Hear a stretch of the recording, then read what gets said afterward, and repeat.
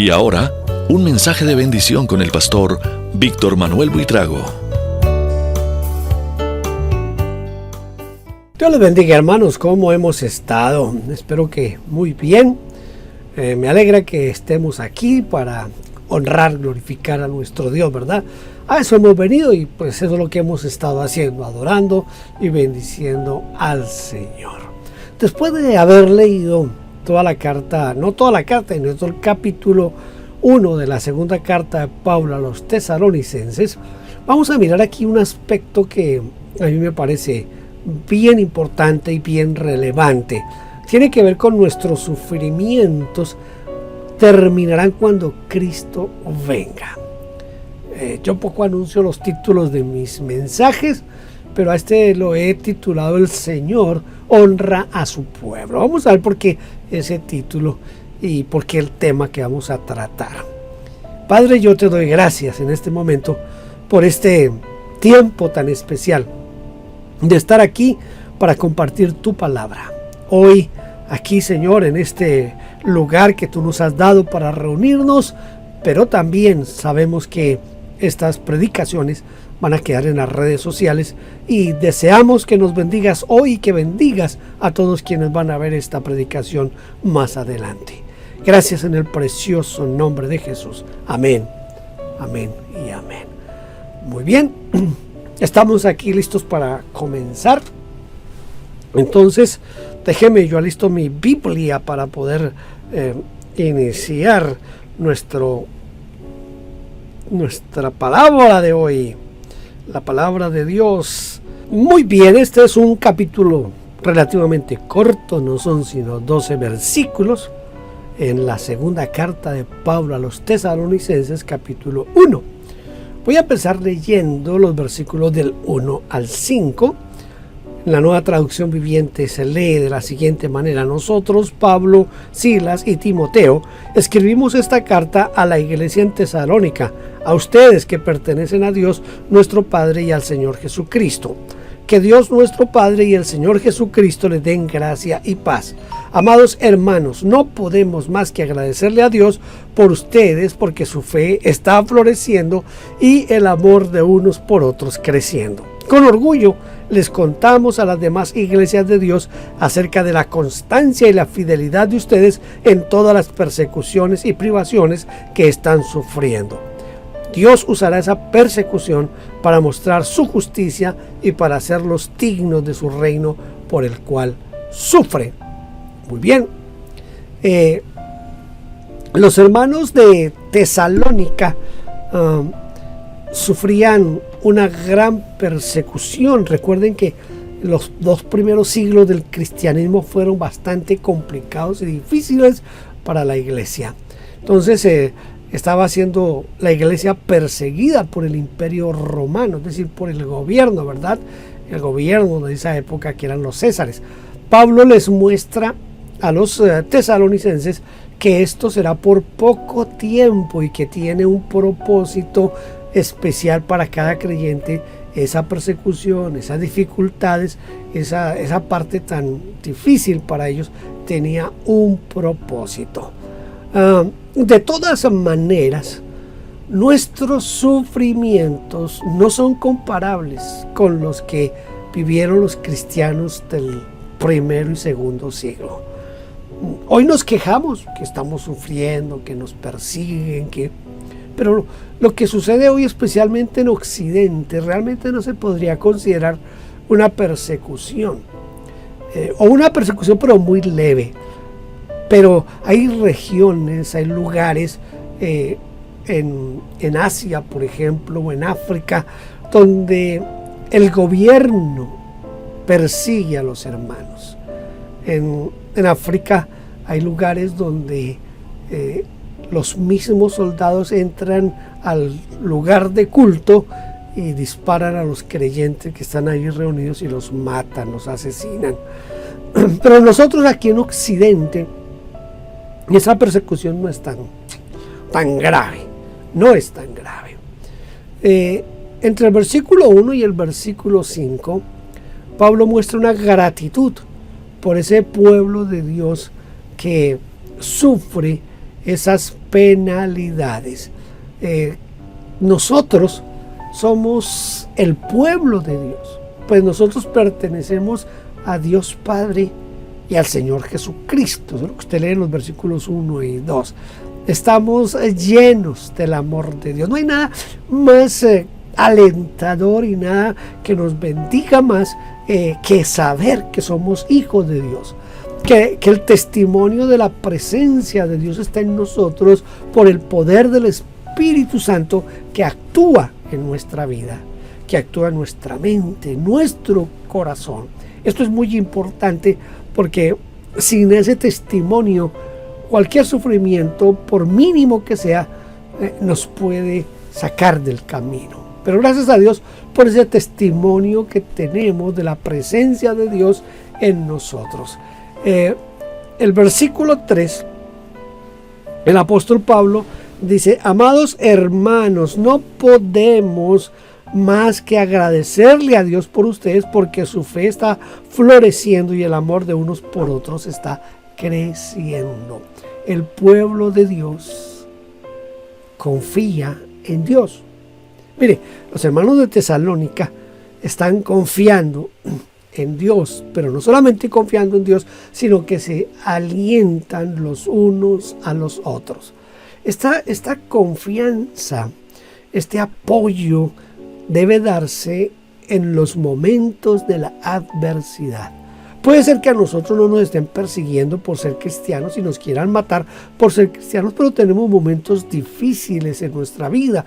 A veces son momentos económicos, a veces son momentos de enfermedad, otras veces son de las relaciones matrimoniales. No importa el tipo de sufrimiento que estemos teniendo, sea mínimo o sea grande, necesitamos del apoyo de otros. Y usted necesita también apoyar a aquellos que están atravesando momentos difíciles. La confianza de unos a otros crece mucho más en medio del sufrimiento. Mire, el apóstol Pablo en la carta a los Colosenses, ya terminando la carta, él les dice a los Colosenses: acuérdense de mí. ¿Por qué les dijo eso? Porque seguramente el apóstol estaba preso y seguramente no lo estaban visitando, seguramente no le estaban apoyando económicamente. Hay muchas razones por las cuales Pablo dice: acuérdense de mí. Porque en los momentos difíciles, no importa cuáles sean, se necesita del apoyo, de sentir el cuidado de otros. Por eso la confianza crece en medio del sufrimiento. Hace que ese sufrimiento hace que se aumente el amor entre los hermanos. Mire, si yo estoy enfermo y alguien viene a visitarme y a darme voz de aliento y a orar por mí, va a haber una actitud de gratitud de mi parte, y eso va a hacer que nosotros nos unamos más, que mi amor hacia ese hermano, hacia esa hermana aumente más. Cuando usted lo hace con otro, el amor va, porque uno va a orar por otro porque siente amor, siente cariño, y el que recibe la visita, el que recibe la ayuda, entonces va a sentir también amor, gratitud por esa persona. Entonces, cuando Pablo está hablando aquí de ese crecimiento en medio de la adversidad, también se refiere al crecimiento que podemos tener usted y yo en medio de las dificultades. Cuando nos mantenemos fieles al Señor en la adversidad, porque esos momentos nos van a llegar, si no nos han llegado, nos van a llegar. Pero cuando estamos en esa adversidad y nos mantenemos ahí firmes al Señor, nos mantenemos fieles, eso causa orgullo a otros líderes. ¿Por qué le causa orgullo a otros líderes? Porque mire, yo que he sido pastor por tantos años, desde 1975 soy pastor, yo veo que eso ayuda a muchas personas, ese poder sostener, ayudar y ver que el hermano en medio de todas las dificultades se mantiene fiel al Señor. Eso a uno le causa ese orgullo, no ese orgullo egoísta y ese orgullo pecaminoso, sino ese orgullo, si es que se puede hablar, orgullo santo, de saber que mi hermano en medio de la dificultad y de la lucha, ahí sigue, ahí va para adelante, gracias al Señor. También cuando otras personas escuchan acerca de eso, se fortalecen también. Si el hermano se ha sostenido, yo también puedo hacerlo en medio de la adversidad. Leer, escuchar noticias acerca de la iglesia perseguida nos da a nosotros fortaleza. Saber que si hay otros que están dispuestos a dar su vida en esos lugares, nosotros también podemos estar dispuestos a dar nuestra vida. Eso va a causar en nosotros fortaleza como iglesia. También crecemos individualmente, personalmente crecemos. Mire, si yo estoy en una dificultad y Dios me ayuda, no importa si no lo hace en el momento en que yo quiero, pero Dios me saca del asunto, eso va a fortalecer mi fe, va a fortalecer mi crecimiento, mi conocimiento de Dios, mi agradecimiento hacia Dios. Entonces voy a crecer yo mismo. Ahora, entre los versículos 6 y 9, en su justicia Él les dará su merecido a quienes los persiguen. Y Dios les brindará descanso a ustedes que están siendo perseguidos y también a nosotros cuando el Señor Jesús aparezca desde el cielo. Él vendrá con sus ángeles poderosos en llamas de fuego y traerá juicio sobre los que no conocen a Dios y sobre los que se niegan a obedecer la buena noticia de nuestro Señor Jesús. Serán castigados con destrucción eterna, separados para siempre del Señor y de su glorioso poder. Escuche lo que le quiero decir en este momento, tomando en cuenta estos pasajes déjeme conecto mi celular porque se me está acabando la pila. Escuche lo que le quiero decir en cuanto a esto. Dios es justo y su justicia permanece para siempre. Yo sé que quizás usted me ha escuchado hablar a mí en alguna otra ocasión acerca de las oraciones imprecatorias, que es cuando uno ora que el Señor castigue a los malos, que Dios les dé el pago, que Dios los deje cojos, que este tipo de cosas. Esas oraciones imprecatorias se usaban mucho en el Antiguo Testamento.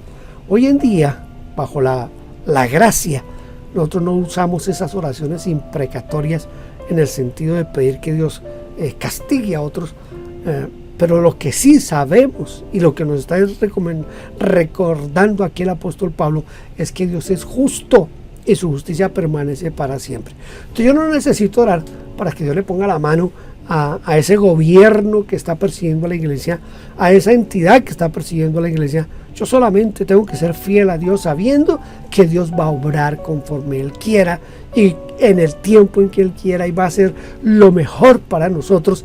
Y todo lo que haga Dios para nosotros será lo mejor que nos puede pasar. Yo no necesito orar imprecatoriamente.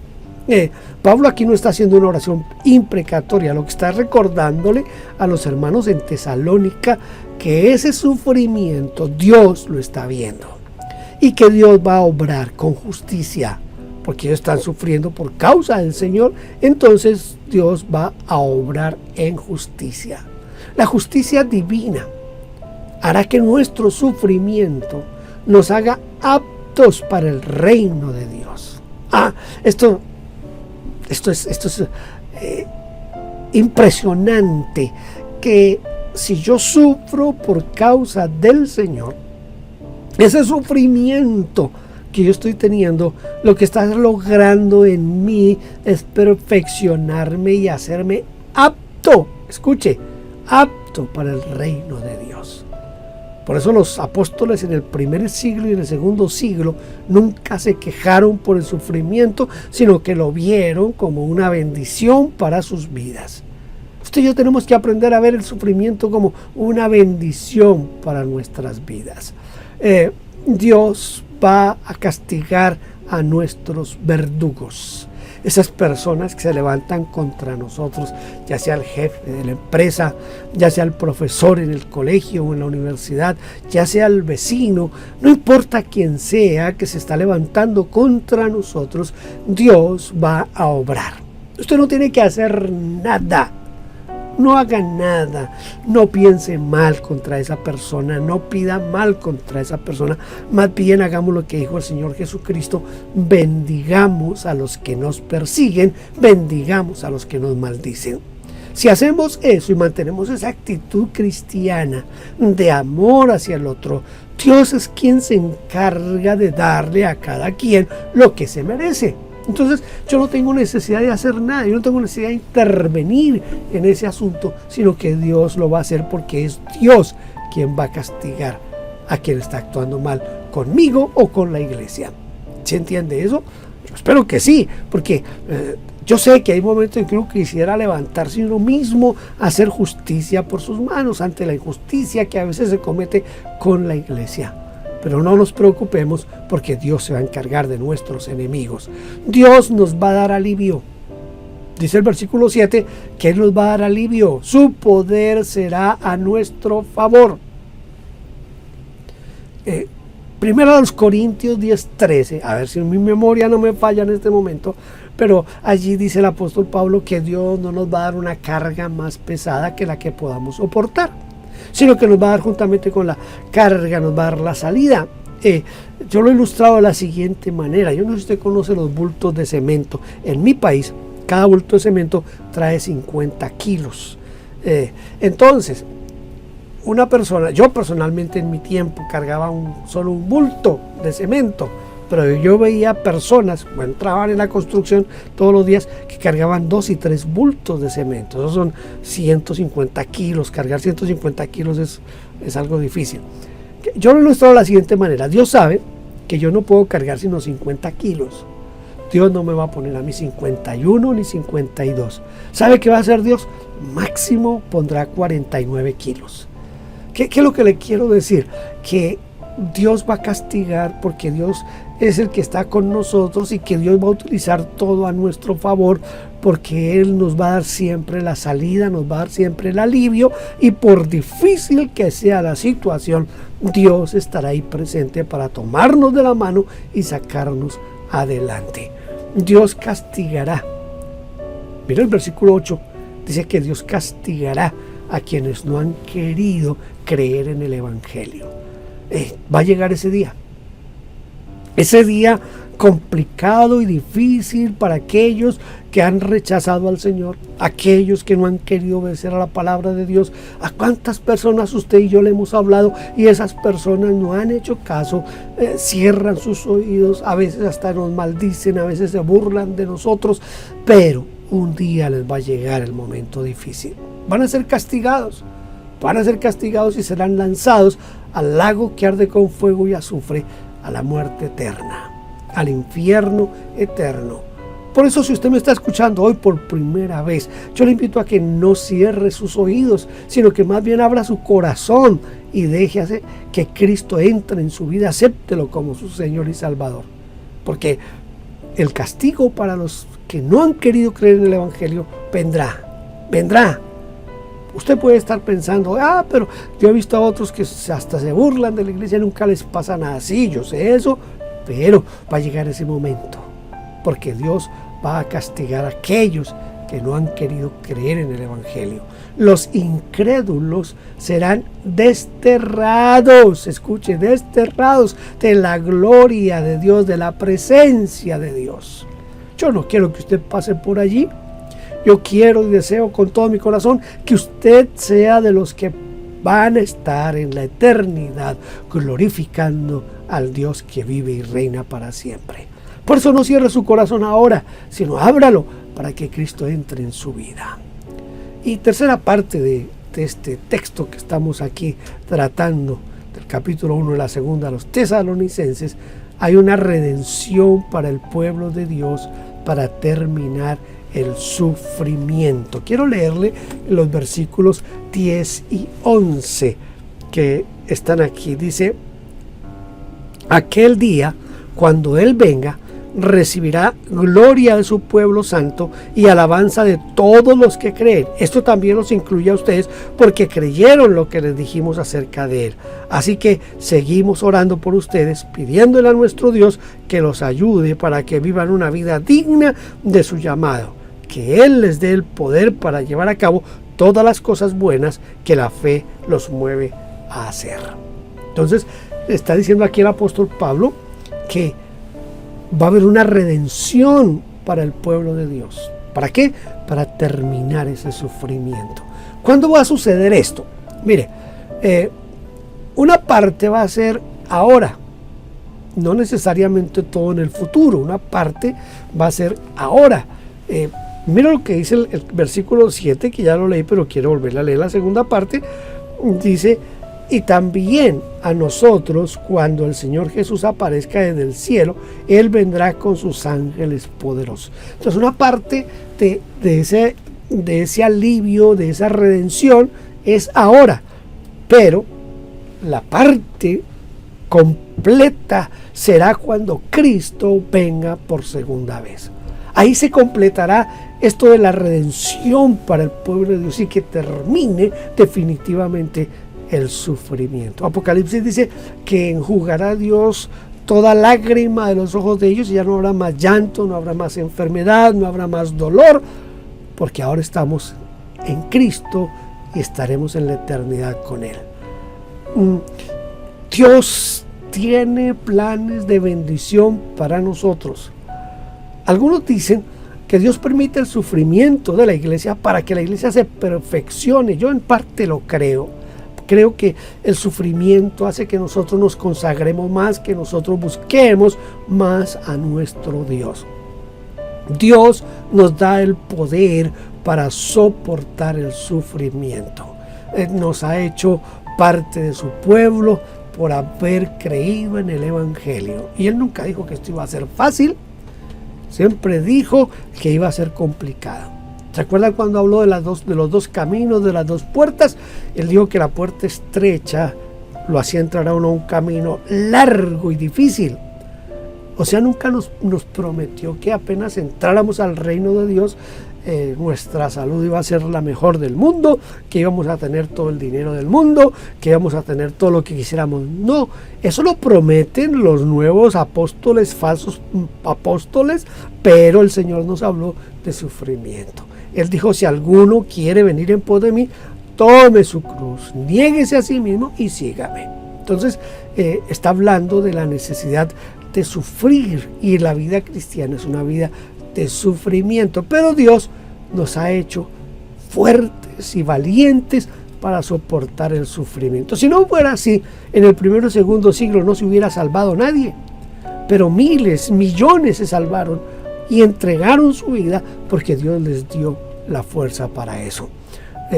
Usted tiene que saber que cuando está en sufrimiento, cuando usted está en dificultades, hay otros que están orando por usted, hay otros que lo están sosteniendo en oración. Muchas veces ni nos damos cuenta, pero hay muchos que están orando por nosotros, están clamándole al Señor por nosotros, para que el poder de Dios cumpla en nosotros sus propósitos. Eso es lo que Pablo le dice aquí a los hermanos de Tesalónica, que ellos están orando para que Dios cumpla sus propósitos en ellos, para que se complete, dice Pablo, en nosotros la obra que el Señor comenzó. No somos un producto terminado. Estamos en el proceso de la perfección. Estamos en el proceso de ser el producto terminado. Ese producto terminado se completará o cuando nos muramos o cuando Cristo nos levante. Ahí es donde realmente podemos hablar de perfección total, completa. Porque ya no habrá la carne, no habrá el deseo de la carne, no habrá la vanagloria de la vida, no habrá nada de eso, sino que ahora estaremos liberados de eso para la gloria de nuestro Dios. Todo lo que pasa con la iglesia, todo lo que pasa con nosotros, tiene un propósito: que el pueblo especial de Dios lo alabe y lo admire. Pocas veces pensamos en eso. Pocas veces pensamos en que el sufrimiento, el dolor, la persecución, la necesidad están puestas de allí para que reconozcamos que Dios está con nosotros y que lo que tenemos que hacer es alabarle. Dice Pablo que demos gracias por todo, en todo, y que todo lo hagamos como para el Señor, y que usted en su mente, en su corazón, en todo su ser, todo cuanto hágalo para la gloria de Dios. Solo piense en la gloria de Dios, y cuando vaya a tomar una decisión, piense si eso glorifica a Dios, piense si eso exalta a Dios o no lo exalta, y se va a dar cuenta que su vida cambia cuando usted todo lo hace pensando en la gloria de Dios. Mire, Para concluir esta parte, si comprendemos el propósito de nuestros sufrimientos y entendemos que no es en vano y que Dios nos da las herramientas, nos da las fuerzas para salir adelante, de este modo lo vamos a honrar a Él. Vamos a glorificarle a Él. A nuestro Señor Jesús lo exaltamos en medio de ese sufrimiento, soportando, manteniéndonos fieles a Él. Y Él nos honrará a nosotros de acuerdo con el gran amor de Dios y de nuestro Señor Jesucristo. Así que, escúcheme, los sufrimientos que estamos pasando son algo pasajeros. No importa cuál sea su sufrimiento. Lo dejó su esposa, la dejó su esposo, o su esposa se fue y lo abandonó. Ya no hay nadie en su casa, el nido está vacío, está solamente usted con su cónyuge. No importa el sufrimiento que esté atravesando, si está enfermo, si está en necesidad económica, si le está yendo mal en el trabajo, le está yendo mal en la escuela, no importa. Sepa que Dios está ahí para ayudarle, para sostenerle y bendecirlo. Padre, yo te doy gracias en este momento por cada uno de los que están aquí, Señor, y por los que van a ver este mensaje después en las redes sociales. Te ruego que para todos tú nos des ese convencimiento de tu presencia y de que tú tienes propósitos en medio de nuestras dificultades, en medio de nuestras circunstancias. Tú estás ahí para enseñarnos, para bendecirnos. Gracias, Señor, y pido que tú nos bendigas y nos ayudes a todos en el nombre de Cristo Jesús. Amén.